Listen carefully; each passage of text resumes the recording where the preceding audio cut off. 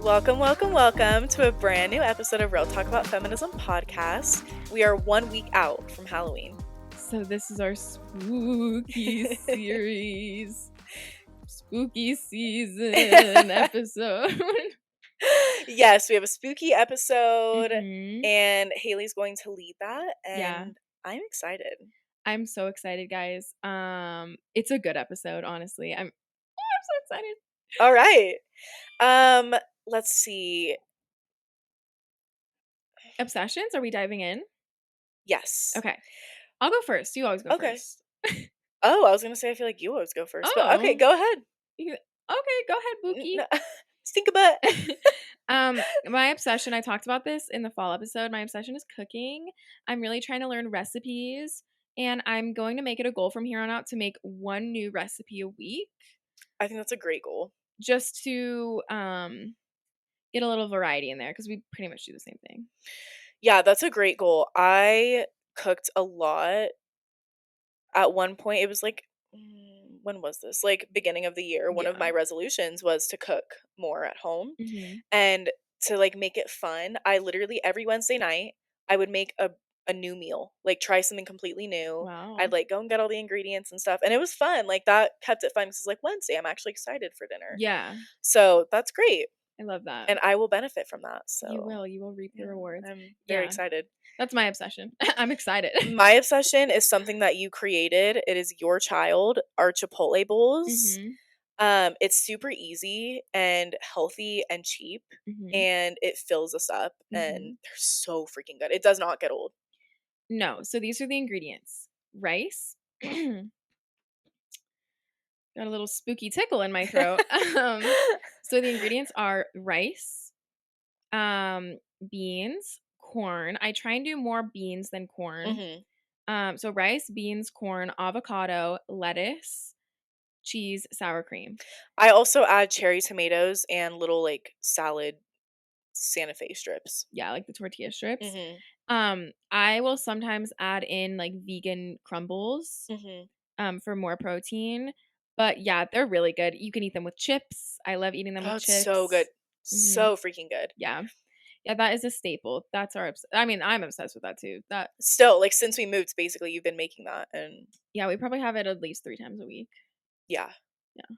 for sure. All right. Okay. Getting into the feminist highlight before our spookiness. Our feminist highlight for today's episode is Bloomer Girl, aka Julia Archibald Holmes. She's credited with being the first woman to hike Pikes Peak and document it, because there could have been other women Was she before that just vlogging? didn't document it. She was vlogging Was for she her time. actually? So this was in 1858. Her and her husband reached Pikes Oh. Peak Summit on August 5th of 1858. I thought you were saying that she actually was vlogging, and I was like, how did she have a vlogging camera in 1850? No. So many people have summited Pikes Peak since then. Okay. Okay, so like I said, she's credited with being the first woman to hike Pikes Peak. She got her nickname from wearing bloomers under her dress, despite it not being okay for women at that time. She was an advocate for women's rights and insisted on walking instead of sitting in the wagon as they traveled to Colorado from Kansas, because this was during like the gold rush and stuff. Mm, And the women typically sat in the wagons, but she was like, no, I'm going to walk. I would sit in the wagon. Part of the reason she wore bloomers, I know. She volunteered for the man-only job of guarding the cattle at night, and she did not dress according to society standards, as I mentioned. So that's Bloomer Girl. Why was it scandalous to wear bloomers under your dress if bloomers are literally just like underwear? I have no idea. It's like protecting your I have no idea. modesty. Interesting. Okay, cool. Well, thank you, Bloomer Girl. And this is local since Pikes Peak is an hour and a half away from us. Yep. So cool. All right. Cue the spookiness. I'm fully going into spookiness. You are. It's not even spooky. Okay. The title of this episode, as you have seen, is she a witch or just a strong woman? Okay, I like that. Okay. Okay. I felt very creative. So okay. We wanted to do a spooky season episode. And we were thinking, like, what about like doing something with like witchcraft? And of course, the first thing you think of is like the Salem witch trials. Mm-hmm. But we all had to read that in 7th grade, whatever that book was, and talk about the Salem witch trials. So So like, I don't want to just do a recap of that. So I started diving into this article, which I'll link in the show notes. Okay, guys, as we were recording, our tiny little cat, Bean Bean, Bean! she came in because she wanted to feel the spooky vibes. Oh, she's sitting on my lap. She's sitting on You are so Kenz's lap. cute, Bean Bean. She's so cute. She's so precious. This is Beanie. Her real name is Tiny. Oh, she's mean. Ow! Oh, Ow! dude. She literally, like, She's ow! I'm not trying to be funny, like, that actually really hurt. she's kneading. I'm wearing leggings. Are you okay? Anyways, so that is Bean. The cute little tiny Beanie. Quick little interruption. Okay. She wanted to be part of the spooky vibes, but now she's just gonna sit in here. Okay. Anyway, so I was reading this article and it was about the history of witches and the misogyny around all of it. Interesting. So, here's the stereotype for you. Witches are associated with evil, immorality, negativity, bad energy, and they're always women. Mm-hmm. Some men in history have been accused of witchcraft, but they're not labeled as witches. They're always labeled, or even like think of like in shows or Like movies. wizards. They're wizards or sorcerers, and that has a more positive connotation, right? Mm-hmm. Like you're powerful, you're magic. Uh-huh. Mhm. Like you're powerful in a good way. So yeah, it's a really interesting stereotype when you think about it. It's like, okay, all witches are like, you think of them as being evil, unless you watch the show The Good Witch. And they are single-handedly breaking that stereotype. Okay, so in the late 19th century, a suffragette named Matilda Jocelyn Gage said that the persecution of witches had nothing to do with fighting off the devil or warding off evil, but it was a deep social misogyny. Okay. Okay. So she stated that the goal of accusing women of being witches was to suppress female intellect. And this is a quote from her. A witch wasn't wicked. She didn't fly on a broomstick naked in the dark or consort with demons. She was instead likely to be a woman of superior knowledge. What? Okay. She also suggested that for witches, we should read instead women because their histories run hand in hand. So when you look at their histories, you look at like the persecution of both sides and like if they do something good, then it's like, oh, how could you do something good without, or like, how could you do something better than a man? So we're gonna like persecute you for it, especially looking at olden times, like during the Salem witch trials. Right. So it was just interesting. I thought it was interesting that she said that accusing women of being witches was just deep social misogyny. Because it's true. And we'll get into that a little bit more. Right, because I don't know that much about like the Salem witch trials, but I remember hearing stuff about how like there was no proof No. that the women were witches. They just killed them. Yeah. So something I'm going to get into a little bit later, but the whole thing about like if you accuse someone of being a witch, how do you prove you're not a witch? So Right. of course they're going to get killed Right. because there's no way to prove it. Uh-uh. So especially in like with the Salem witch trials, like I think they were Quakers. Mm-hmm. I think so. Yeah, and so they're like obviously very religious. Any accusation of witchcraft is going to like go against God. So of course they're going to be like freaking out about it. So you have these highly religious people that are being like accusing someone of being a witch. There's no way to prove that they're not. Right. So what are you supposed to do about it? Like, how are you supposed to defend yourself? You can't. Be like, I'm not a witch. Right. So, okay. I have some examples of witches. And it's just like really interesting to think about. Some of them are in like pop culture and some of them are like actual real historical things.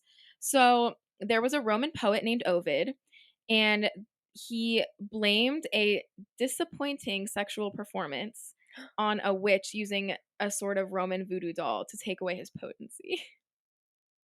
What? It's like he couldn't get hard. Yeah, but like why? So what defines a witch though? I guess I'm kind of confused. Like they use like spells and like consorted with demons no, to do something. I get that. So how are there actual witches in pop culture? Well, like in movies. Oh, okay. Yeah. Okay. So, there was one, the poet, he could not sexually perform, so he blamed it on a girl being a witch. Mm-hmm. You think about the witches in Macbeth, the Mhm, three the 3 sisters, witches, yeah. yeah. And they're described as like ugly old hags who cast ugly spells to like Mhm, ruin people's lives. So they're literally like so gross and ugly and old and wrinkly and like disgusting in mhm, the play. So that's kind of interesting description. Hansel and Gretel, an evil witch who eats mhm, children. mhm. And that is a common theme, like being evil and eating children is a common thing among like all these like witch Weird. examples. Mhm. The Wicked Witch of the East, Wizard of Oz. She's Of the green. West. Oh yeah, sorry, I said East. It's okay. Of the West, she's green, ugly, mean, like she's just like not pretty to look at. Right. Um, Joan of Arc is a very interesting one. Oh. This is a quote from the article. When the English leadership couldn't beat her, they undermined her, creating her success or crediting her success to demonic means, since of course a young woman could never perform such wonders on her own. When she was captured, they tried her for witchcraft, citing as partial proof for her unnaturalness the tremendous bravery she showed in battle and her ability to outwit her examiners in debate. So because she was smarter than the people accusing her, Mhm. and she was brave in battle, and she was tricking the opposite side, they claimed she was a witch. Wow. Isn't that insane? That is insane. Because it's like And there can't just be a strong woman. the thing is it worked. Mhm. It did work, which is sad. That's insane. Yeah. Um, so like I was saying, a common association is ugliness Mhm. and witchcraft.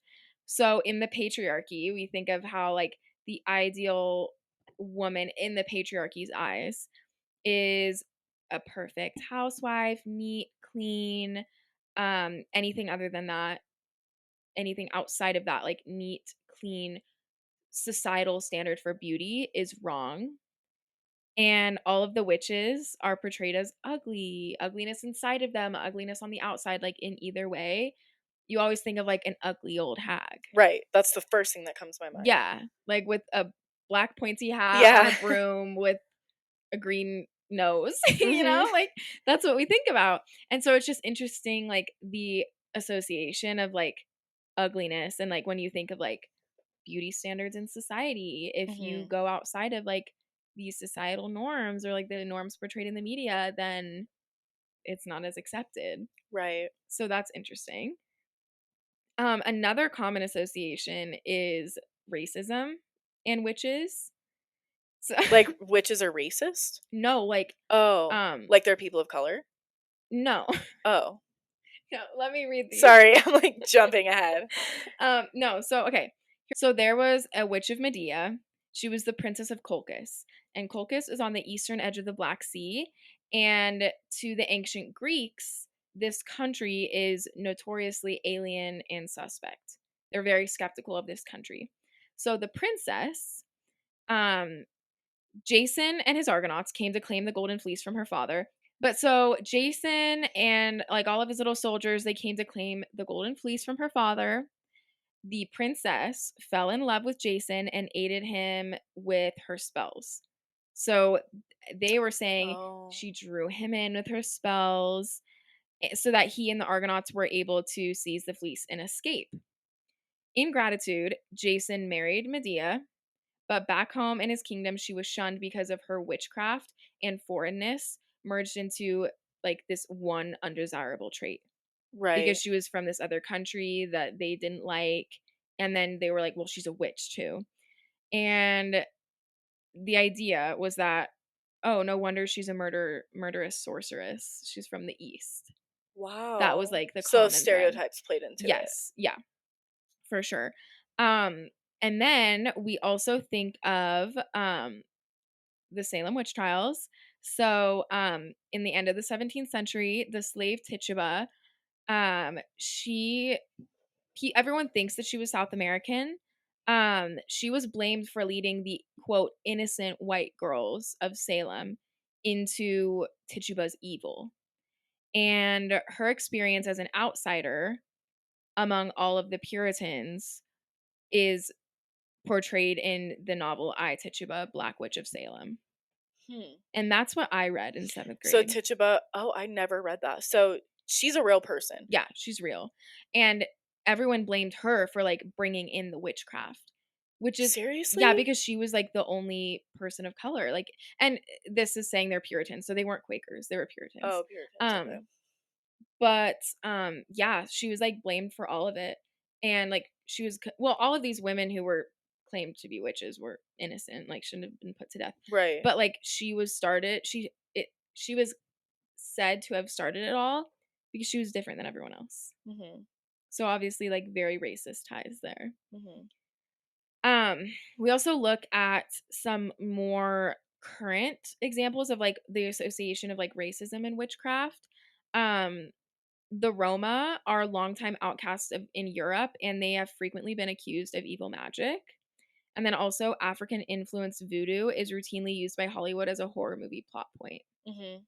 And that's like part of someone's culture. Like we look at like Princess and the Frog with Yeah. like voodoo, Yeah. and it's always seen as like evil, Right. but that is like a cultural thing.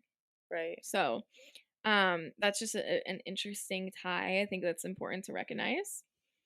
Um, lastly, we look at some present day associations of witchcraft. Okay. One of which is Hillary Clinton.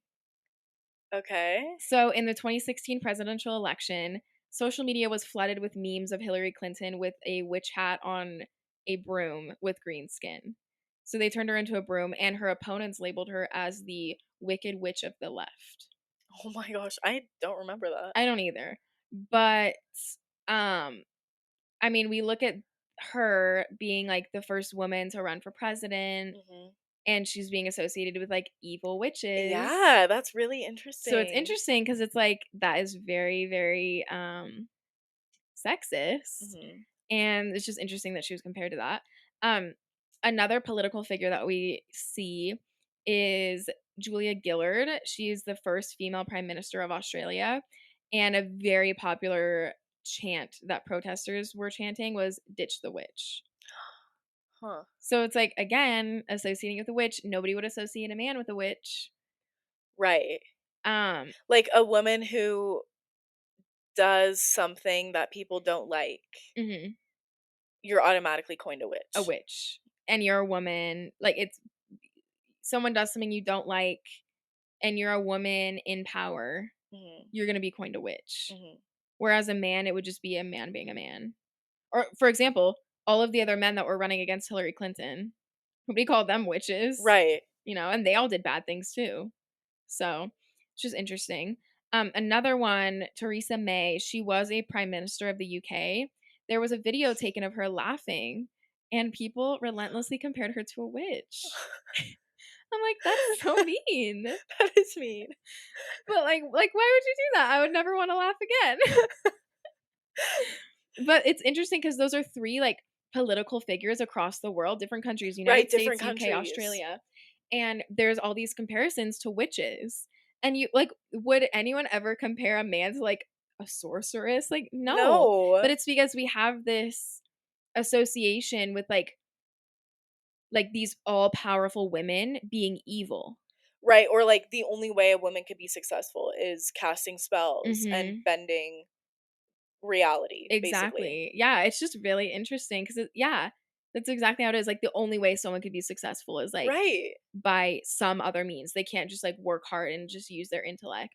Right, I'm specifically thinking of the Joan of Arc example. Yes. Mhm. Uh-huh. Yeah, so a quote from the article, I thought they put it really well. They said, "Debating and defeating these leaders politically isn't enough. As women who show ambition, they are abominations who must be deemed evil and cast out."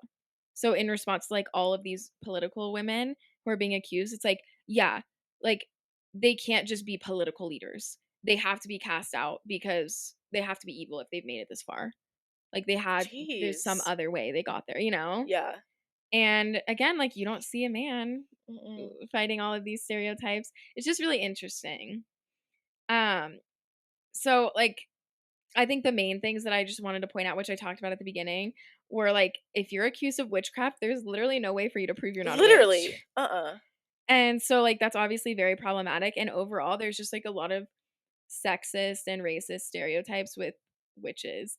Not to say that like, you know, you shouldn't have like, was I a witch for Halloween like 5 years ago? Yeah.